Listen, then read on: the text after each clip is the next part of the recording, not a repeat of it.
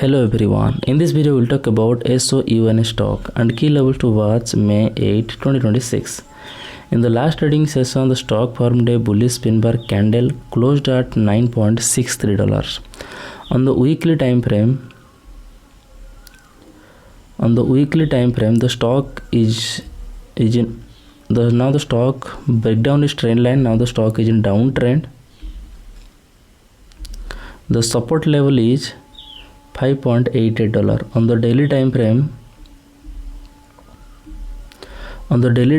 The key support level is $8.94. If the price goes below $8.94, it could test $7.55. The key resistance level is $10.07. If the price breaks above $10.07, it could test $10.96. That's my view on SOUN stock today. If you found this helpful, please subscribe for more updates. This video is for educational purposes only, not financial advice. Always do your own research before investing. Thanks for watching.